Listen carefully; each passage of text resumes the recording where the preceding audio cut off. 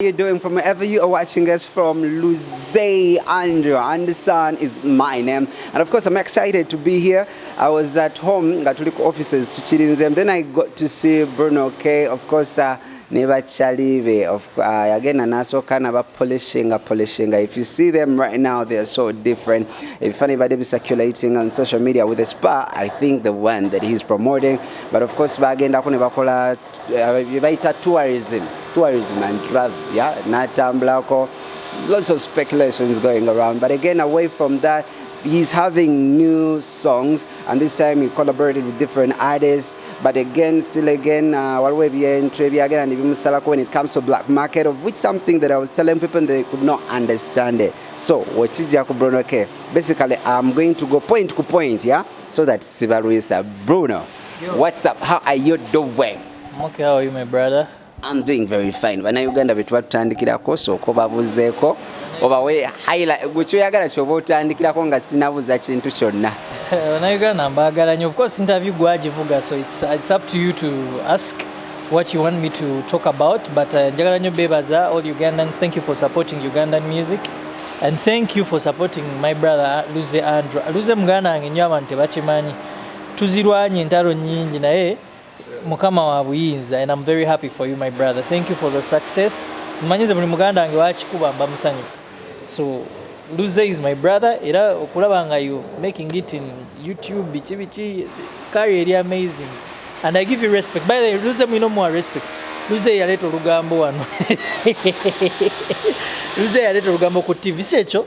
I think so. I remember cause yeah, so people should give you respect, man. Mbadde waka wenkulabye ngamba team because we have editors, because of them ngamba manyi tulino gende wa Bruno tulinyanga akakuba katonye ndi mu bwangu bade na meeting ninga newa Luze because I respect you, my brother. I would kill a few minutes for you ninga Luze kola interview. Yes. So let's start first things first. Katandikire ku black market, because I don't want to waste lots of your time. So Nsonga black market yesterday, but I think 3 days ago, Nayogira and Angela Katatumba, there is something. I remember the last time that we did an interview, but those people, they have magic in between there. When they sign you, by the way, they don't even sign you as a musical, but signing a gwe omuntu. If you've done an interview with Tough B, never uploading, the revenue goes to them. Nachigambi Angela nga wakana nemugamba boy nsobola bikulaga, no music, no nothing, but as long as the people who come and they do interviews and they do online and all that, the revenue goes to them. And I don't know if you also knew that.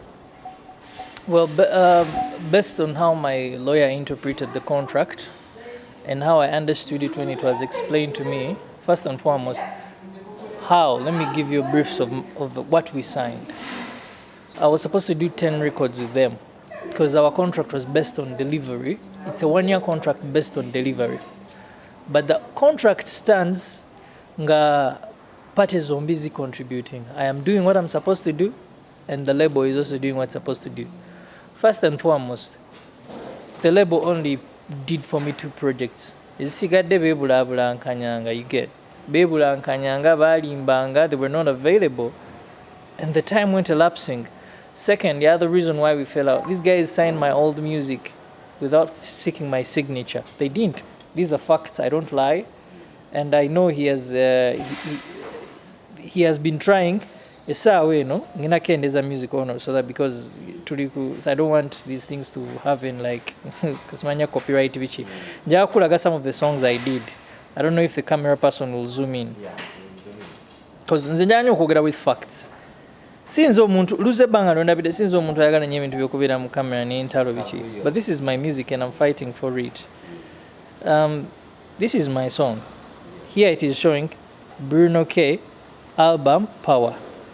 Because bategede nabagambi basayininga music wange without my approval, ne bajjako taxi zaabwe ezo mbusimanya on behalf of Bichi, but I have screenshots. I'm going to show you a screenshot. On behalf of Ingrooves. Kankulage screenshot enkadde we yali. waliwo lwe bajja wano ku NBS ne basindika Shadrack ne mulabisa ndowooza wakiraba. You cannot sit with me, you know. Waliwo signinga enyimba waliyo ina kuleta enyimba 10 naye ate gwe wakolako 2. It was supposed to be a period of this kati ate gwe nga tokola. I saw also his reasoning. Kati kankolage some of the facts nti bano abantu balimu embeera ey'ekiferefere ekitegeera sibawayiriza. These are facts. I took screenshots, so you know mine natwala screenshots nyingi. So this is my song called Faridah. They're telling you Ingroove's tune call on behalf of Black Market. Zino screenshots zikubye wala.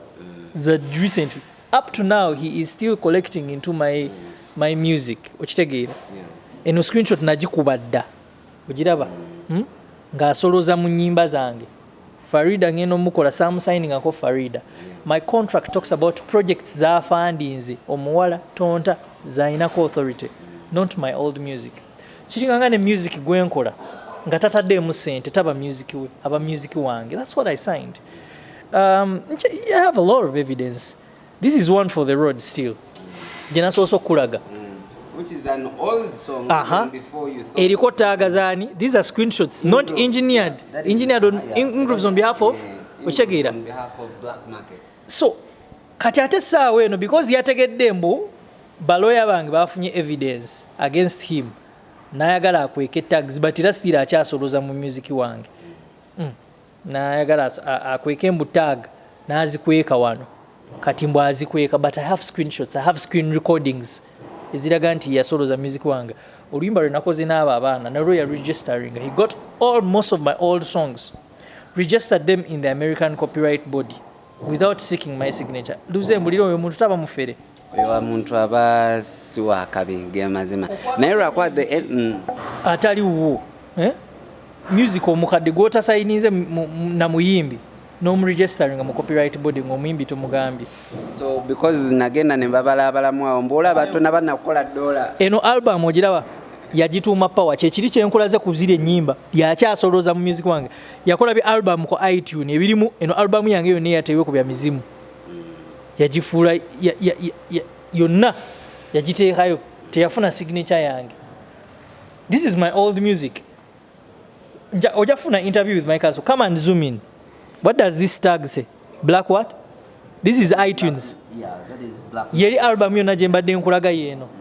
Kati saawa eno yagijjayo ku YouTube ko ku iTunes because it's showing it's in my region. It is showing mu region yaffe album terimu. He's trying to kill evidence. Other regions there. He is trying to maliciously strike my channel. And at the end of the day, yagamba ne mwasigninga yadenga wafulumya music walitokola sente chokanga he's having all the social media is data financing azinako AdSense. We talk about that. Luze, what are you saying? My channel got monetized last year. Yeah. Kangina kuraga. It got monetized last year. The graphs are there. If he's saying I wasn't making money, go for lifetime. this is it. It got monetized last year. You're seeing one when Atan Kokola sent. I have made $1,135. There it is on YouTube. Just that's YouTube. There is Spotify, there is iTunes, there is everything. This is minus songs like Omuwala. This is minus songs like Tonta Zasolozam. Omuwala has over 600,000 views on YouTube. These are facts. Things with facts. Actually, you are claiming you're not making money. Muraru, come and zoom in. This is Omuwala. On TikTok, this is the first hashtag. It was Omuwala Challenge. How many views are these? 9 million views. Yes. This is all money because all this music is monetized. Yes. There was another hashtag called Omuwala. These are 9 how many? These are 9 million views. Yeah.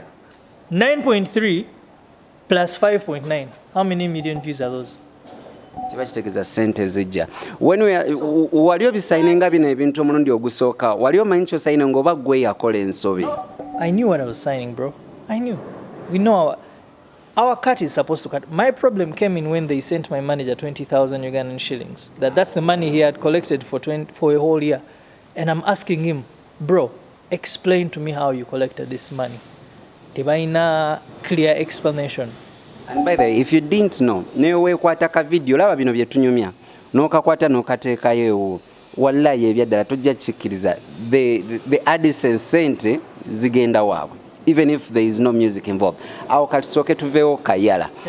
Now, what is the ogenda kukimaliriza otya? Mugenda mu court jukira nti wasigning ebintu bye mwasigning nga byali bya America. Kati simanyi oba bigenda ku apply nga wane Uganda. Applies to the whole world. Is Uganda in the whole world or outside? Because the contract says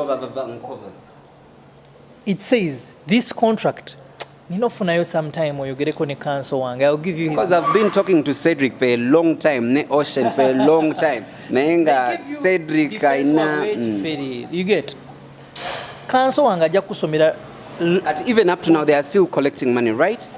Yes, from my old music which doesn't belong to them. Omupya kati babirese. Omupya owange. He is just striking it. Why is he striking? Ngani? What he says, agenda nawandikira YouTube najigamba that he sponsored that song. That is his song. But that's a lie because we wrote back to YouTube with. How are you going to solve this? Because ebyaba lawyer mugende mu court omuntu asigala akola ebintu bye online because singe badde online court then it would be better. Courts are courts. They can ask for something lawyers jibaita simanya something tokwata ku kintu kya muntu banga property ngomuntu ayagala gitunda nibaga tojikwata ko pako go musango eguggu. So courts can still present that. You get. You need to interview my counsel. If bali mukulima mbu contract ya America mbu tekola wano, that's a lie. Somewhere in my contract it says this contract applies, these laws apply to this contract is valid to the whole world. Unless when you're saying Uganda is not part of the whole world. You get. So that means I saw you live with Nina Rose and I really felt bad. How is she doing? Nina, as per now, oba ye yakitengeri jali omukyala nti bote balemerako. Nina y'omuntu atayogera nnyo, but she's working up something. Ate otyanga nnyo omuntu atayogera nnyo aba mukambwe. Black market should actually fear Nina so much than me. Because nze nyinza ovaayo nenjogera biti naye Nina ate ye mukambwe. Omuntu atayogera nnyo obusungu bwe obubeereri. You get. Kye yakola Nina ya taking down channel ya Nina. N'ennyimba z'enkadde, ennyimba za Nina zonna enkadde zaaliko ttaaga za black market. And he does that without our consent. Nze luzze nsimbyewo miliyoni ezo. Oyo musajja nonya Ocean Incha, nonya Shadrack. Let them present my contract that tells them to collect from my old music. Nga kuliko signature yange. Nga na signing a music wangu omukadde to them. Njagala osome bulungi clause bagikulage mu contract yaabwe that gives them the right to collect from my old music. Sikulaze ono evidence nga bajjako sente ku music wangu omukadde. Kati abo si bafere. I signed a contract with them today, 3 days after he registered my old music. So if your contract does not talk about my old music and you've signed it there as your music, obobuba right? Yeah, true. Sirina kye nnyombera kitaliiwo. Ebintu byenjogerako biri self-explanatory. Let's leave that. Omanyi mbasagala kunyinza nnyo kasikini naku zino katerera akaviri katerera soko nyumize ku spa gambe etya. Skini yange kuva danze siba nkona skini mbi. Just ibintu nga size, body size kwongera because embeera ogimanya embeera ekyuka maana luzizo ekyuka. Nti luze kati gwe kuvadde omusajja wali wakikubanga sente weeziri era tovanga ku mulembe. So embeera bwekyuka buko katono era nawo bwino olwo bafaani bengetogere ku speyo because otute olesa sisima watwala Faridah. I've seen also Faridah there. Nakazibwe nayenga nanyini speyo nze omulimu gwange nga ambassador w'eyo spa is to get people to know the spa. Yeah. And how do I sell the name of the spa? Through my friends. I have taken nze Ismail Antwalayo nibampa gig yokuba brand ambassador of a place. And when I look at friends, I look at my popular friends. And Faridah is one of my mubantu abali popular. She's number one as my friend. Yomuntu andi tight and close. So namukubira simu nimuga spa tight and close kitegeeza ki anti kati nze omanyi sitegera bulungi luzungu kati tight and close kategeeza ki mu Luganda. Yabachali wange gwe nsobola okukubira n'essimu nga ndi ku kisenge nimuga nti omanyi bansibye yichi omuntu aba munno ddala mulimu bana just high no because abano bayigiriza gita abana benjigiriza gita no kyemutamanyi nze ndi ku mulimu. I'm being paid for that. I have a music school for kids, you get, so I teach kids. She's not the only person. There are other different parents who have brought for me their kids. And you take very many pictures with her, you know. Really mukwano. Bali abana focusing because they are famous kids, you get. There are other kids who kebera page ya nkulika abana balabe mfosins. They are kids from other parents. Because there is a picture, but we have our person in the control room. I think mwalimu kitchen yenga ayimiridde maaso ngo ayimiridde mabega nga mulinga abagezaako fumba, and now people are like, but these guys are now so close ebisuse. Ate mwe mutamanyi Faridah is part of Chali wanga ali part of my family. Ochegera waliwo mukwano gwafuka mukwano nga olaba babitusi baganda bange ate bachali bange. That's how it is. Waliwo mukwano gwava mukwera mukwano gonaafuuka family eyo maanyi nga ekituuka ewaabwe kiba kituuse n'ewaabwe n'ewuwo okitegeera ng'ekituuka she's a beautiful woman, yes. That's what you guys will say anything. She's very beautiful without a doubt. That's true. But how the media wants to present our friendship, and you're also handsome, kale tugendera awo just for just. How the media wants to present our friendship with Faridah is they want to mama siyo omune tata abazaala. They want to present it in a funny way, you get. No, okay, no, not in a funny way. I'm just being genuine. I'm telling no, ulira nkubuulira, no, ulira ndi mukubuulira amazima tuli bantu. Because how come that there are people all over the world that have friends that are women? So why can't it apply here in Uganda? You mean there are people who don't have friends who are women? That's what I'm talking about. Because she's married. I know mommy. No, she's not married, but still. And you're also not married. I'm just saying it is up to you, Nongamba Anderson. No, because at the end of the day, you know, Techiri must stand. But that does not guarantee that we are dating. Yes, like what the media wants to portray. Direction you do try to interview Jiraba. But toja kuvuga speed. I'm a very sharp guy. Listen, guys. This world has nze nkuze era bachali bangabadde basinga bachala. Nyo. Nina Rose is my friend. How come you don't talk about Nina Rose? But Jasmine, I've been taking pictures with Jasmine before when I even met Faridah. Natwala ngifananyi with Jasmine ngatwese sinkanawa. Different Nemunju kitchen. That's why people got concerned, which is also very okay because they don't have to tell you what to do. Do you know why that happens? Because we are in a neighborhood. Ngaola manti tubeera mu neighborhood yemu chanja. Mulimu nze, mulimu bammase, mulimu bakati. Kati nga wentwala ebifaananyi ne bammase nga tukuba games nga temwogera. It's a neighborhood with celebrities. I have my friend called Alan. Akola ku NBS. Ntero mucha alirako ewuwe. Nitukuba games kanenga Alan temwogera ko, but because mwagala ku building stories ezibakolera nga bana mawulire. Let's talk about by the way, Bruno, Techiri Mustan. Even if you walk around and you're like, I love her. Techiri Mustan. Tewali ayina kubulira chakola. It is your life, it's her life. So it is also very okay than being picking. Ekyo kituufu because let me tell you something. Only me and her know the truth. Yes. Nobody else knows the truth. Maybe mpozi ne Katonda. It is only two people who know the truth. So if you know it is only the two people. But wow. Music mpya. You did the song. You made these guys so popular. Webagamba Monya. And then, you know, for some reasons you decided to come up and help these kids. Most of the people thought what you are following and then the likes because they saw Vakono, not Dakono. But now we've seen these kids grow with you and change and transform. Why them to be particular? One thing I gotta tell people is this. This is what people need to know. People talk too much when they don't know anybody. Nze abantu benkuze nabo n'abantu abankuza bazadde bange, they will tell you that we have grown up doing charity. We have grown up helping. That's what I learned from my father. My father has helped so many people. My mother has helped so many people. Those are the people I learned from this. I saw these kids as my brothers and I helped them. And by the time these kids came, Anderson, me, I've always had hype around me.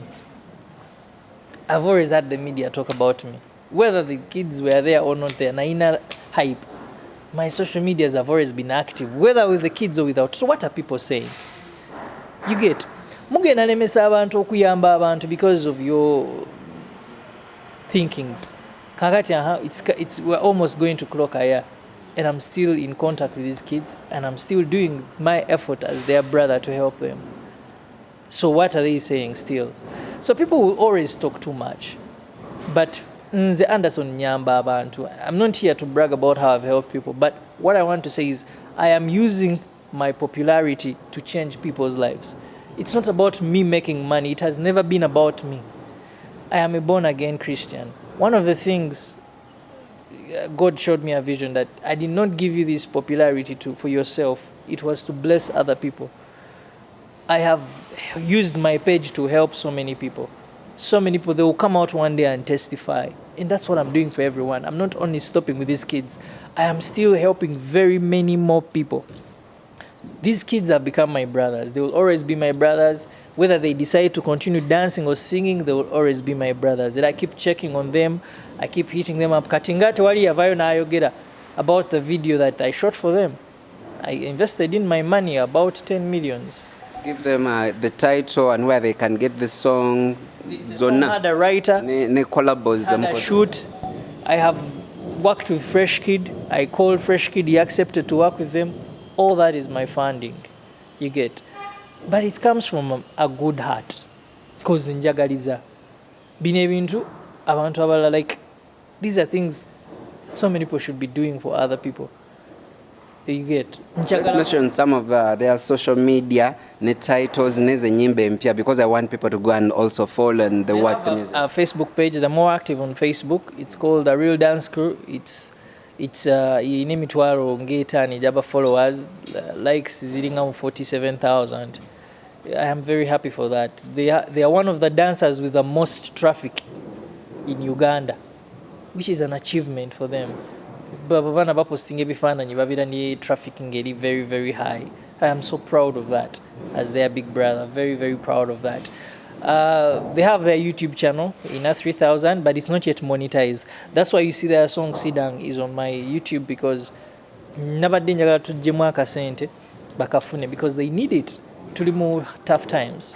So they need it, you get. So there's a lot of stuff. The new songs. They have scholarships, bora babo. Bagina wera basoma. I looked for scholarships for them. They are my brothers. I would do anything to help them. Speaking in Kiswahili. Yeah, one of them is Kenyan. Yeah, but Sawen ali mu Uganda, Jinja, Bazadiweje ali best, but he's Kenyan. Yeah, so these guys are talented kids that I saw and I liked, and they are my family. I'm sitting a manager wabens. By now they have their manager. Me, I'm just their big brother. I do what I'm supposed to do as a big brother. They have a manager. That's why when someone calls me and tells me, twagala abaana abo bakole, nimugamba kubira manager wabwe nze siri manager wabo baana. Sinza abawayo. Me, I'm just their big brother. So people want to follow them. Katuba what day? Facebook, then YouTube. Even YouTube, buying up YouTube channel, The Real Dance Crew. They're on Instagram. The Real Dance Crew everywhere. The Real Dance Crew. Yes, yeah, everywhere. That is on Facebook. The same on YouTube also. Yeah. Do they have other monetized, other social media handles? Twitter, they're also there. Natively is so active, but they're more active on Facebook. Yes. Okay, as we are winding up, of course, you are David, you know, we tried to talk here and there, but I love the song with Navaga. It was a beautiful one. Whose concept was it? It was Nava wrote the song. Yeah. We are friends with Nava. We talked about working together. She bought the idea. She wrote the song.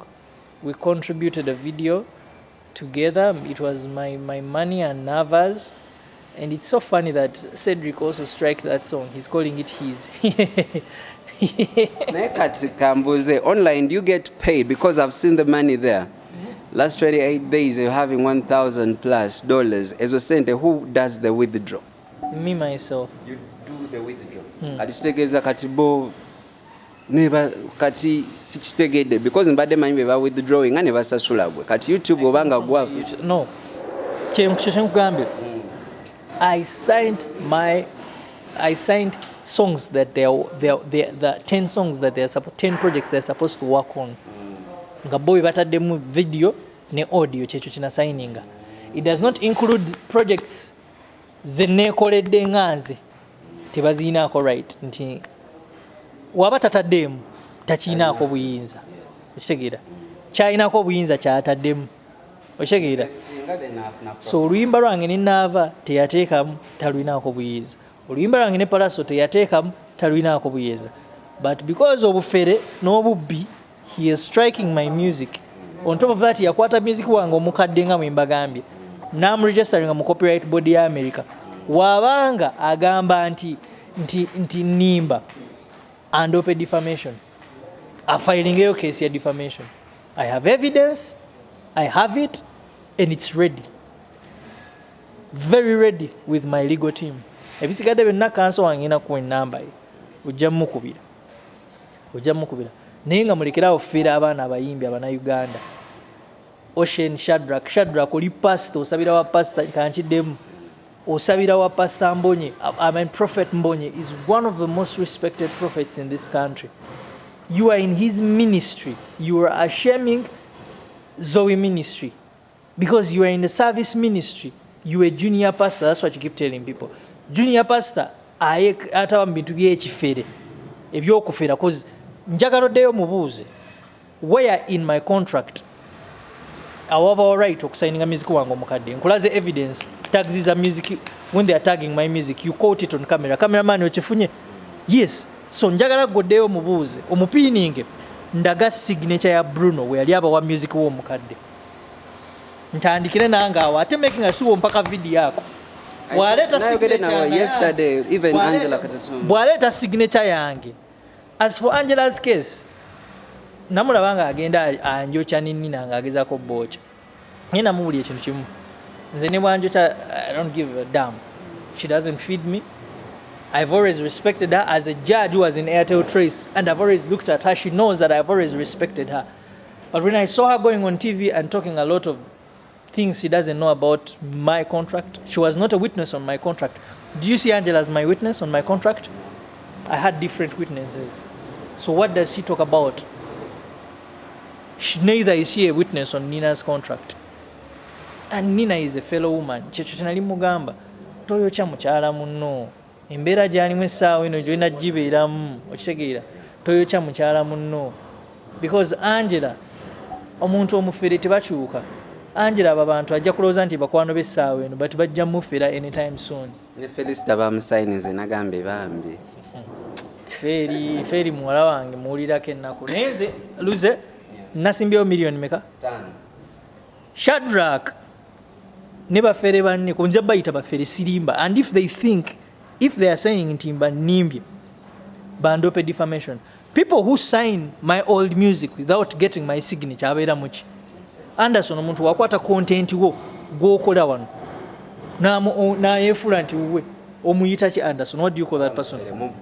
Oshegera nze kyobula ngamba nti Shadrack ne banno aba black market Ocean nga yomwogera biki Ocean nakuli ogamba you report me for defamation. Please go and report kubuzi muli bafere. Where do you have a signature for my old music to go and copyright it? Where do you have my signature? You don't have it. You get muba bafere bye bine bintu bemukola abayimbi abalala. Nkuwadde Anderson challenge miliyoni 5 gwe nkongereddeko emu ze miliyoni 6 5 za black market emu yiyo. If you bring evidence nga nasayininga music wange omukadde to those guys aba bafere. Shadrack oli pastor mu Zoe Ministries. Prophet Mbonye, please talk to your pastors. Wanga beta bintu bine byekifere bwe biti, talk to them. Ocean, you've been my friend for a very long time. You've chosen you've omwana Ocean nampita na uncle, you can imagine. So many times I've talked to his kid. This is my brother, my buddy. Esawe no kubanga andyamu olukwe lwamajja. Ochifuna lwamajja because oliga abawayo. Maybe Cedric manye most of the secrets and these guys are just working and they don't know it's much again a matter. Bro. That's what I'm thinking, because even interviews, they monetize them over in Nigeria. Just still goes to them. I was talking to Shadak yesterday.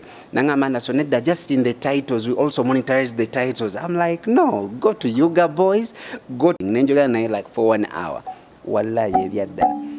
Chigezeko. Nyoka video kogeno tekayo. Bajja kulaga when you go to analytics bagenda kulaga, of course, license under in grooves. I know everything. Nebagatako black market, and it's not a song. I'm not lying. Anyway, the truth will soon come out. Nze wendi sina wendaga mpozi nga bagenda kunzita ate nga nze tebajja kusobola kunzita ndi musajja muzibu nnyo nave waffe Luwere Natiyole gye baziika taata wange like gye batuzaala kyekyalo kyange nga mmazeeko, so temujja kulooza nti ndi mwangu mwe ba Shadrack, Ocean, simanya Cedric, your whole group. Just Shadrack gwe kube mu mutima oli pastor asabire wa Prophet Mbonye kitaffe Prophet Mbonye kitaffe mu Katonda bambi. Look through your pastors. Ono Shadrack bali mu kulembera ebintu by'ekifere wano man. You get, these guys signed my music, my old music, without my signature, and they are there lying. Wemba nimba bagende bandope defamation. I am ready to stand against it. I'm ready to defend myself. Let them go and sue me for defamation. I dare you, Shadrack, Ocean, and your whole gang. I dare them. As you're winding up, what is it that you'd like to tell Ugandans? My fans, mube bagumu. Ensonga lwaki nwana nti mumpagidde. I'm fighting for what belongs to me.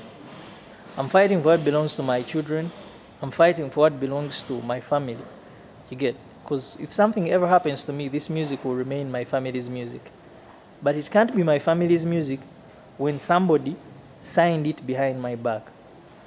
So, kale waba agamba nti contract yetekola wano, of which byonna bijja very soon. Anderson, the law is always the law. You get? Kyenkugambye kiri kyenjagala olemerako. Who gave them the rights for my old music? Awo wali omusango gwange. And I have my evidence. Yes. Badde ndi waneno nga ntunira essimu yange ne nyiga kano akantu weeka. Tulaba nsolo nyiga kano. Olaba? Kano ke kajja. Nga njagala nawe onyigemu akako tulaba akajja. Okay, guys, but eventually when they came on the scene, Bruno K helped them out. Of course, but now out of only that small statement, then they've done beautiful collabos. They're having traffic, and now they've moved a step more than even those people. Let's just go end the show back, then after go and be getting back.